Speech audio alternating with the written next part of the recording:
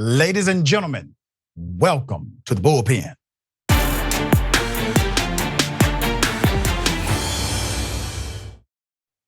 He's back. We have Orlando Sanchez, founder of Texas Latino Conservatives, former Harris County, Texas treasurer, 2007 to 2018, GOP strategist, and U.S. Air Force veteran. Mr. Sanchez, good to have you back on the show. How are you? Great to be with you, Rick. Thank you for having me back. All right, we got to talk about this because I think it's ironic that the last time you were on the program, we were talking about diversity inside of the Republican Party, or more specifically, the lack thereof, and how they were intentionally getting rid of programs that promoted diversity. And now you're here again to talk about it because they have made another move to overhaul the diversification process that once was a mainstay inside of the Republican Party. And now many are saying that this is about making the Republican Party all white and dominated by one prevailing ideology that may be extreme for some moderate Republicans. What say you? Well, first of all, the programs that you're referring to are the community centers that were set up around the country, several of them here in Texas, and particularly where I live in Houston. They weren't that successful, Rick. I'll tell you that I went to some of them. Well, let me take you back for a second. So, okay, my name is Rashad Richey. I'm sorry, Rashad. I'm sorry. I just want to. I've been called much worse, brother. I just want to make sure. Me too. Okay. All right. Go ahead. So, Rashad, they opened them up in Texas, in Houston, where I live, and they weren't that successful. Their people weren't showing up. The community, the Latino community, I can speak for the Hispanic community in the Houston Harris County area, which is the third largest metropolitan area in the country.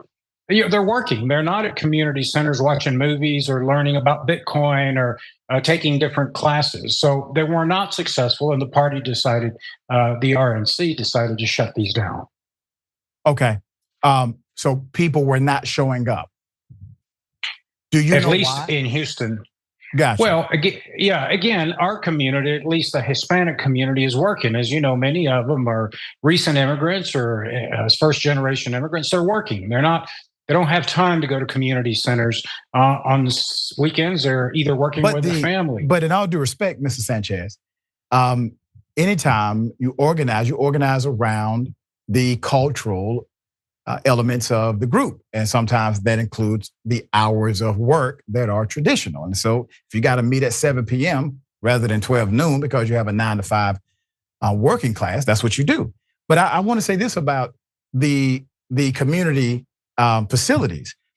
It was more than just a meeting place. This was an entire ideology about reaching out, giving back, connecting, becoming partners with individuals inside of their communities and listening to their concerns.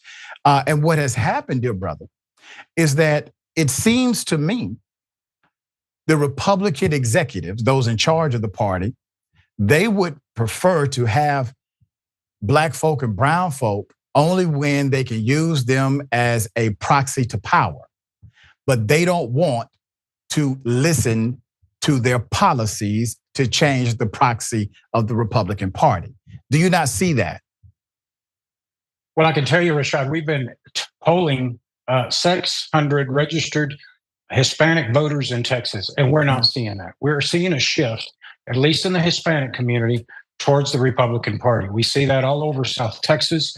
And I can tell you that they're mostly concerned about economic opportunity. There are several ways to reach out to diverse communities: block walking, social media, having and inviting them to become precinct chairs and becoming part of the executive committee of the Republican Party. And we're doing that. The community centers were just not successful. So now we're actually have boots on the ground. Yeah, what's the policy? Well, what do you mean the policy? That's what politics is about, yes, sir. So my question is, you talk about boots on the ground, knocking on doors, giving people a position, but what policy are you exchanging for their loyalty to the political outfit known as RNC? Well, I can tell you that from our polling, Hispanics are extremely concerned, as I'm sure every minority group. But let me just say, Texas is about mostly now a minority state. The majority of the population is minority. And they want economic opportunity. They want the same opportunities that every American wants. They want safe neighborhoods. They want a job. They're paying 3 times what they paid many years ago for gasoline. The mortgage rates are 8%. They want a home. When Donald Trump was in office, it was 3.25%. It's more than tripled. So minority communities want nothing more than what the average American, and we're average Americans, what we all want. All right, so you kind of letting your privilege slip when you say average American, because number one, there's no such thing as an average American, and I can prove it to you. Describe to me what an average American is. What is an average American?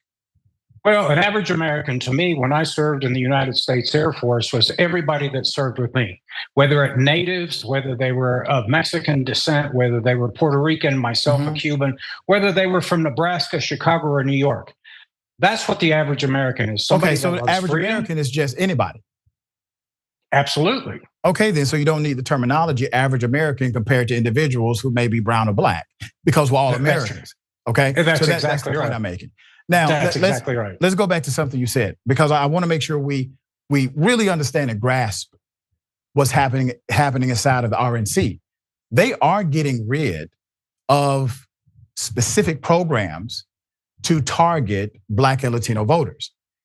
But you still did not share with me what policy are you giving Black and Latino voters. You have waxed poetic about the challenges, and I think we can all agree that political systems fail people primarily, and we have this two-party madness where many times it's just two sides of the same coin.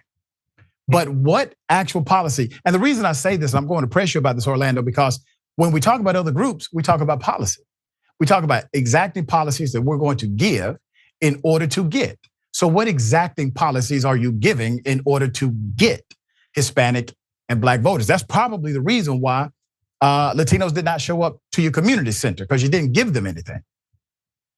Well, first of all, our polling, which is on our website, Hispanics don't want handouts. They detest handouts. So we're not talking about Orlando. Who's talking about handouts, brother? Well, when you say give them something, you're damn right. Hold on, wait a minute. Hold on, Orlando. Nobody calls it a handout when rich folk buy a $1 million ticket to have a fundraiser with Trump because they know Trump is going to keep their tax abatements going. That's a handout, brother. And so that's called playing politics. You don't invite me to the house and tell me I have no say-so where I sit at the table. So you definitely have an exchange of policy and loyalty. You don't get that? Rashad, that's not a handout. I can tell you that we have many recent immigrants in Texas that have become multimillionaires, becoming businessmen and women. And they can afford a ticket to $1 million thing if they wanted to. That's the policy. We're giving you economic opportunity, Orlando, economic freedom. The numbers betray you, dear brother. The numbers betray you. The reason why the numbers betray you is because an aggregate total of the last 30 years of Republican presidents compared to Democratic presidents, you have a household median income that increases by over 20% in some of these Democratic-led presidencies and has dropped. Like literally, people have gotten poor in Black and brown communities when Republicans have been at the helm. But I submit this to you.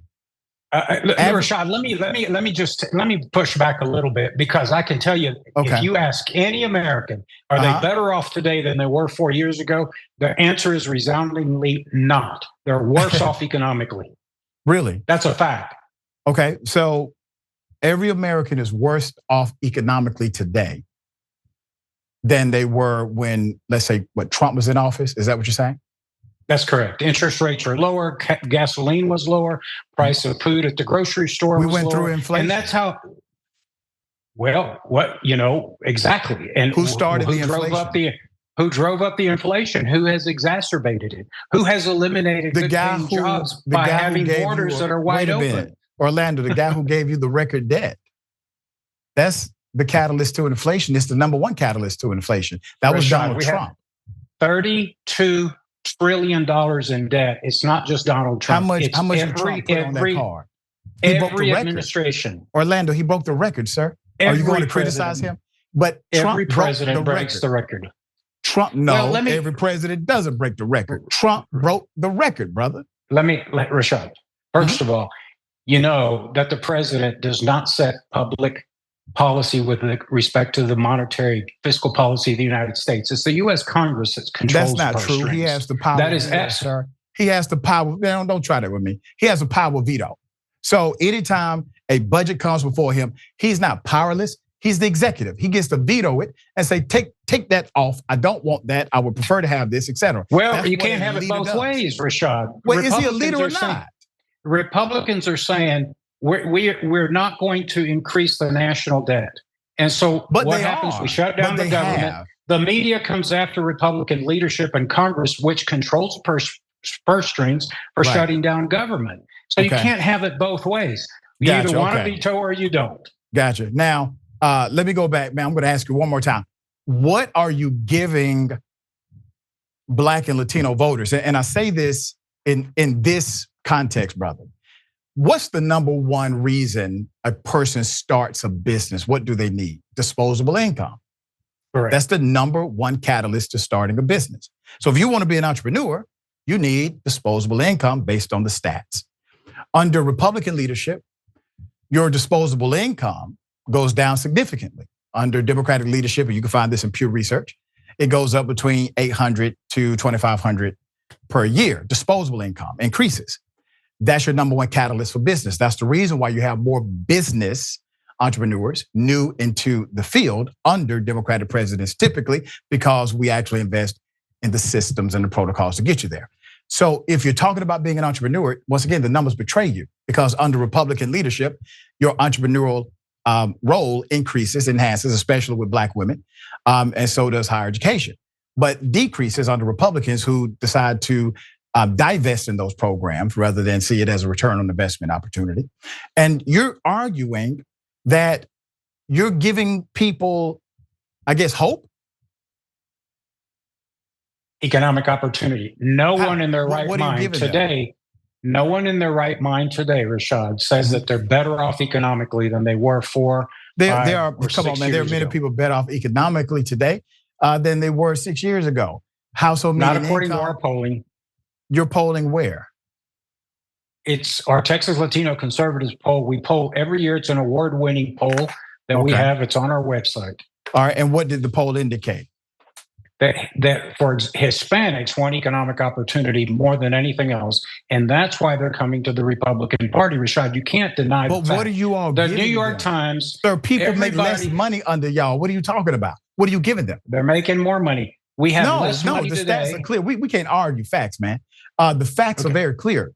Everybody makes less money except 1%. That people are better off economically today than they were 4 or 5 years ago. Orlando. Statistics. That is a statistic. The statistic is under Republican leadership, people make less money generally. Even white people make less money.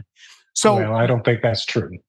Oh, okay. We'll disagree on that. Rich white people make more money. Let me correct the record there. All right, you may have me on that one. So quickly, my producer's telling me I need to wrap it up. Do you find it ironic, troubling, any issues with the Republican Party continuing to get rid of diversity programs inside of the RNC? No, because look, I can tell you that we've never had a Hispanic president. So what? You know, we've had American presidents. We've had an African-American president. We have members of the Supreme Court that are very diversified. Our cities are run, all the police chiefs are Hispanic or African-American or Asian. The cities are run by diverse, the state of Texas is so diverse. Why do we need programs to promote diversity that we already have, Rashad? Can I ask you a question? Of course. So you say to me, Orlando, why do we need programs that specifically highlight these particular groups? This is my question, dear brother. Why are you the founder of Texas Latino Conservatives? Well, because I came here as an immigrant, didn't speak the language, didn't have a mattress to sleep on, had no dwelling over my head as a 3-year-old child, and I'm living the American dream. You saw the power differential. and you saw how it impacted other Latinos, and you decided to create an advocacy group, and you called yourselves Texas Latino conservatives because you understood the power differential. Then you get into power, and all of a sudden you want to burn the bridge that got you there and say we no longer need these advocacy organizations when you, sir, are the founder of an advocacy organization specifically for the same reason of providing a voice to individuals who are stuck on the short end of their power differential. Why would you do that? Rashad, because I want everybody to live what I lived, economic opportunities. But you're taking that away. You're the founder of the Latino conservatives. Educational opportunity. I went to college as an immigrant, the first person in my family. I didn't have anybody handing money out to me to go to college. Did you receive any type of support? Now, I'm not saying monetary, but any type of support because people saw you and said, I want to advocate for this person? Not that I can. Nobody. You mean nobody? You mean you're talking about monetarily? No, I said it doesn't have to be monetarily. Somebody I had a lot of mentors. I had a lot of mentors in my life. That's what advocacy is about. That's what advocacy is about. I mentor thousands of young Hispanics. Well, exactly. Once again, Hispanics, right? So you in your personal and professional life clearly see the reason you need advocacy groups and the demographics are affixed to a particular culture or race. But then when it comes to the Republican National Committee, you don't see the reason why they need advocacy groups connected to a particular culture. We need advocacy. We need advocacy so that every American of any stripe, any color, any sexual orientation has the same constitutional guarantees that you and I enjoy, Rashad. Yeah, that's the advocacy. And having specific advocacy groups to better understand the plight of a black man or the plight of a black woman, the plight of a Hispanic man, the plight of a Hispanic woman is not going to take that away. Nobody understands the plight of poor people and African Americans and what they went through than I do. I'm a student of it. I grew up in the 60s in the South. I saw it every day. What did you just say? Wait a minute. You know black poverty more so than a poor black person? No. I said nobody understands it better because I lived down south. I saw the segregation. I saw the discrimination. When were you a poor black man? I never was. I said I saw it. So how can you understand it better than a poor black man could? I didn't say understand. I said I understand it well. I saw it. Right. I lived it. I experienced it. All right. Not me personally. Of course, I never had the discrimination that an African American did in the South. Yeah, I understand, brother. Yeah. All right, Orlando. I appreciate you coming. Rashad, thank you, my friend. Good to see you. Good to see you too.